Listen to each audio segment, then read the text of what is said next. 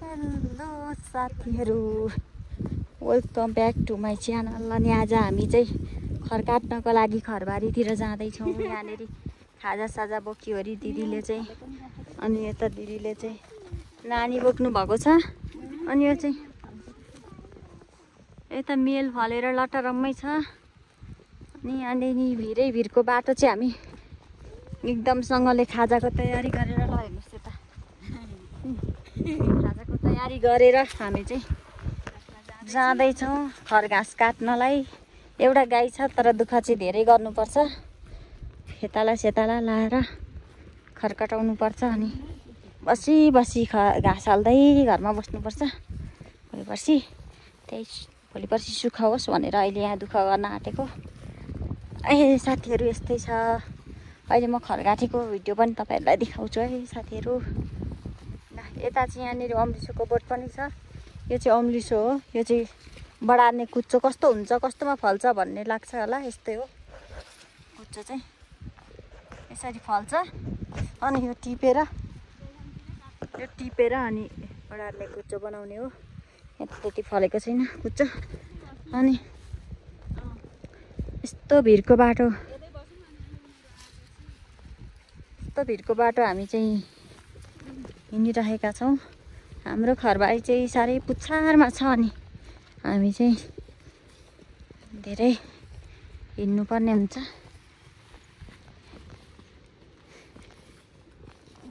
यहाँनिर चाहिँ खर काट्न धमाधम छ। पल्लोपट्टि पनि हुनुहुन्छ।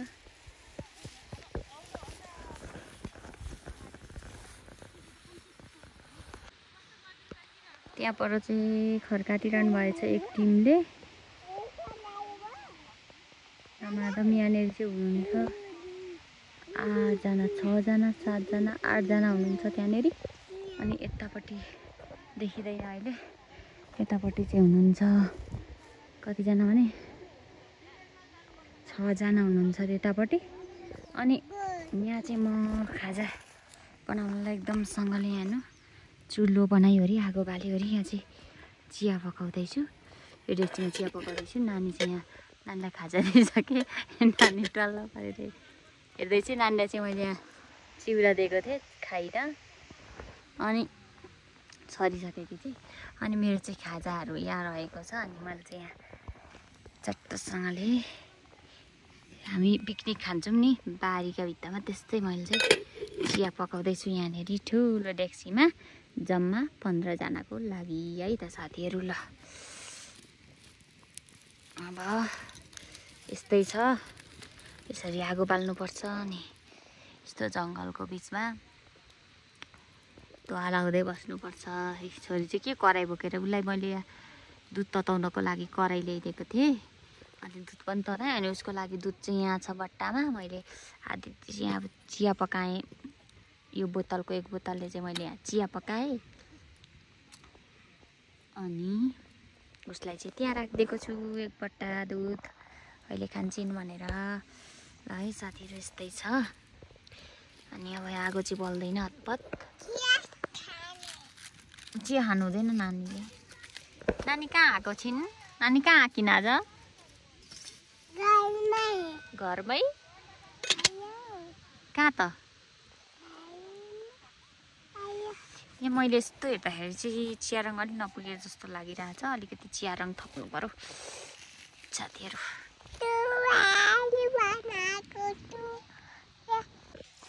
यहाँनिर चाहिँ खाजा रहेको छ भने यहाँ चाहिँ थालबटुकाहरू गिलास रहेका छन्। यहाँ चाहिँ मैले आलु र चनाको ग्रेभी बनाएर ल्याएको छु एक कुकर।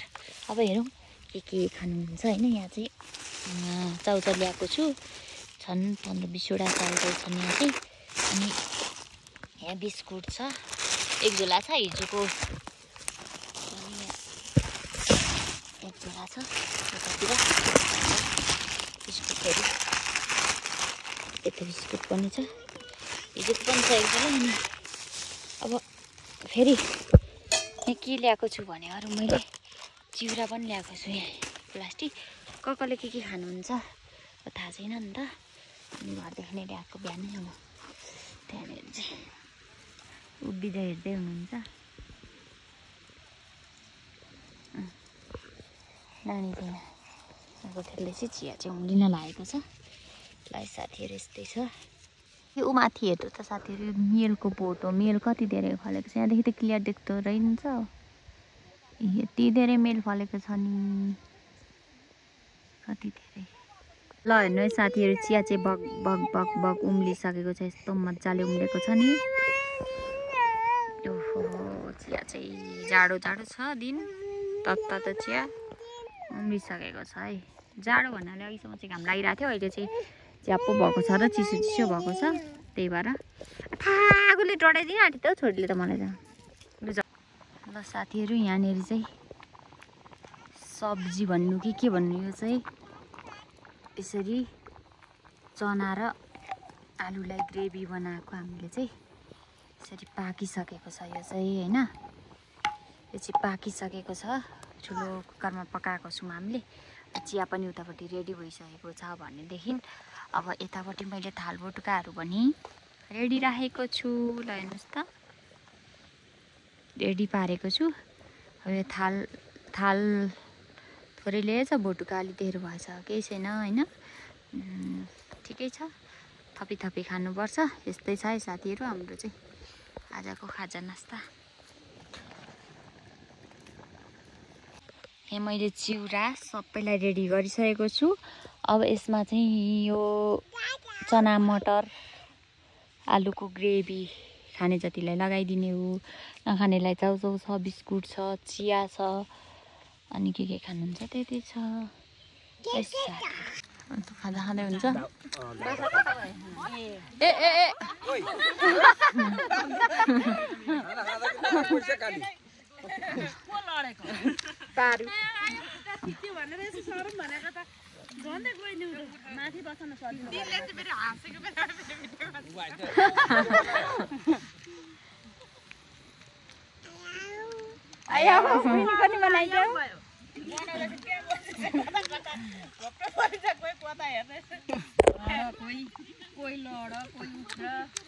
खाजा खाने कार्यक्रम चल्यो छ।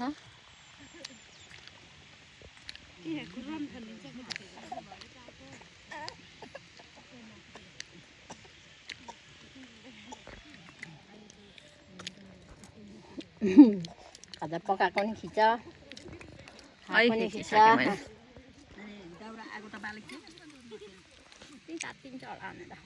तातो त हुन्छ।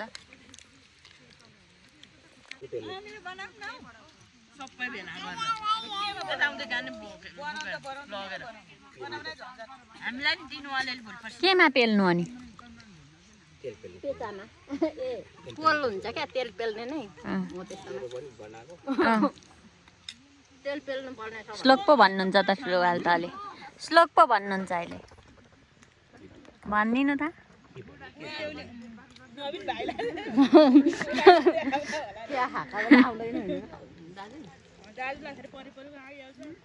भनिदिनु त आज खरकाटेको विषयमा। के भन्नु, उठी खरकाटौँ, बसी खरकाटौँ, चिठी खसालौँ, माया बसालौँ। अब खरको बारी फुलिसक्यो दारी, उकालो बोक्नुपर्ने कहाँ लाने त्यो बारी।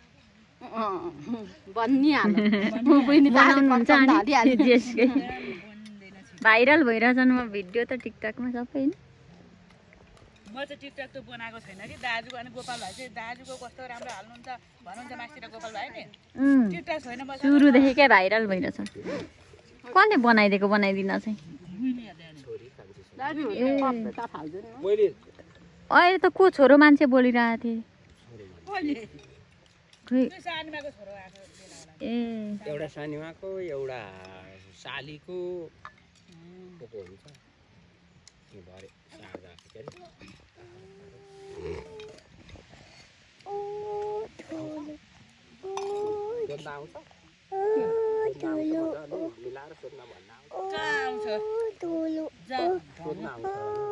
भनिदिनुहुन्छ के भनेर सोध्नु। तर त्योबाट भरे मेरोमा सारेपछि मात्रै अनि मात्रै हाल्नु, मेरोमा सारेपछि मात्रै हुन्छ कि। त्यसो लाइनबाट थुप्रो 25-30वटा भएछ, त्यसैबाट हाल्ने। अनि यदि तिम्रो हाल्ने के फरक पर्दैन होइन। तर अहिले चाहिँ होइन, तर यस्तै बुढौली यस्तै जाउँछ नि, यस्तै ठिक हुन्छ होला।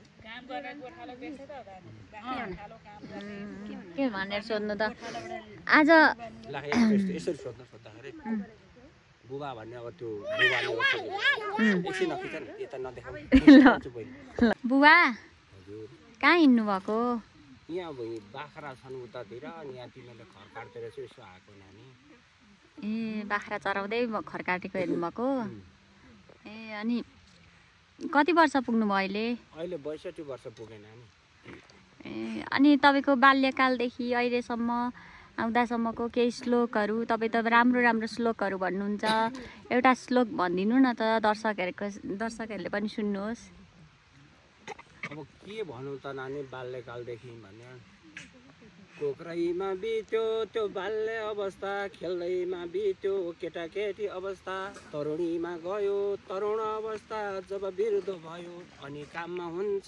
व्यस्त जब पुग्यो 10 गुच्चा खेली वर्ष उमेर पुग्यो 20 अल्लरे भैँस निकालिछ जब पुग्यो 30 विवाह गर्न लागिछ जब पुग्यो 40 बालबच्चा पाली जब पुग्यो 50 अब चाहिँ चाहिन्छ भनी बचाउन खोज्छ उमेर पुग्यो 60 हिँड्दा टेक्ने चाहिन थालो लाठी झर्को फर्को गर्छन् बुढी हाम्रा घरकी यो मनले त भन्छ ल्याउ कि बुढी अर्की लोमो खोला झिँगे माछा पिङमा खोला धाउँछ यो सेतै फुल्या बुढासँग कुन चाहिँ केटी आउँछ बाटो हिँड्दा पनि खेरी बढ्न थाल्यो सास खाना खान त बस्यो अड्किँदछ घाँस चपाएर त खाउँ त भने दाँत भए थोते नरम पकाऊ बाबु भन्छु समाउन खोज्छन् सोते यस्तै यस्तै गर्दा गर्दै कालो कपाल सेतै भयो फुला जुङ्गे दारी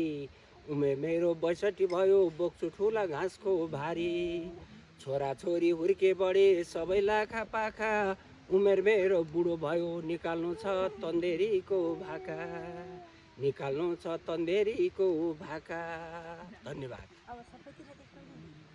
उता मान्छे घर काटेको उसमा ल घर काटेर यहाँ खाजा खान आफूले अब सबैजना बसिराख्नु भएको अवस्थामा चाहिँ एउटा मिठो श्लोक गाइदिनु भएकोमा धेरै धेरै धन्यवाद तपाईँलाई ल साथीहरू हाम्रो घर काटेर चाहिँ लगभग सकिन लागिसकेको छ अनि अब भाइहरूले ओसार्दै हुनुहुन्छ यहाँ रोडमा भरे ट्र्याक्टरमा हालेर घर लग्नलाई अनि अहिले चाहिँ हामी चाहिँ घर लागिसक्यौँ छोरी र म चाहिँ किनभने अब गाईलाई घाँस सास गर्नुपर्छ घर गएर पनि अनि खाना बनाउनु पर्छ अब छोरीलाई निन्द्रा लागिसकेको छ त्यही भएर अब छोरी चाहिँ पाइ सुताउन नि भएन अनि अब हामी चाहिँ घरतिर लाग्यौँ अहिले 3:30 बजिसकेको छ 5 बजी त राति भइसक्छ अनि अब घरमा गएर यसो त्यसो के सानोतिनो काम गर्दा गर्दा यस्तै छ साथीहरू राति भइसक्छ है आज चाहिँ लगभग सकिन्छ भन्ने आश चाहिँ सकिन लागेको छ छोरी भाइहरूले ओसार्दै हुनुहुन्छ यहाँनिर चाहिँ बारी बाँध्दै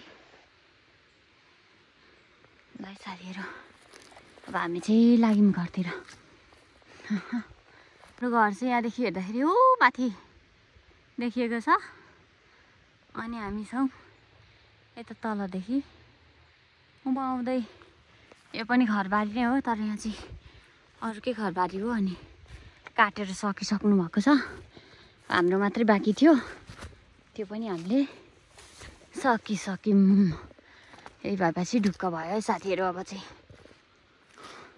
त्यो ल हेर्नुहोस् त तपाईँहरूलाई थाहा छ कि छैन मेल भन्ने कुरा मेलको अमिलो मेलको चुक थाहा छ कि छैन सायद थाहा होला खानुभएको होला तर कस्तो हुन्छ मेल भनेर चाहिँ देख्नुभएको छैन भने यहाँ हेर्नुहोस् त यसरी लट्टै फल्छ यो चाहिँ अमिलो हुन्छ एकदम तर फल्न चाहिँ कति धेरै फलेको है त हेर्नुहोस् त भुइँभरि झरेको छ उतल पनि धेरै थियो अघि मैले तपाईँलाई देखाएको थिएँ यहाँ पनि यस्तो मजाले फलेको छ यो चाहिँ खासै कसरी खाँदैनन् क्या, अमिलो हुन्छ नि त अनि अरू जस्तो मिठो पनि हुँदैन अनि त्यही भएर त्यति खाँदैनन् मान्छेले। ल यस्तै हो। हाम्रो खरगाँस चाहिँ यहाँ गाडीले ल्याएर थुपारेको छ, त्यही भएर हामी चाहिँ यसरी अब बोक्नुपर्छ, माथि गोठमा ओसार्नुपर्छ। यति छ खरगाँस चाहिँ। यसरी दिदीले चाहिँ बोक्दै लाँदै हुन्छ। अब यसलाई लगेर माथि थन्काउने कार्यक्रम हुन्छ है साथीहरू।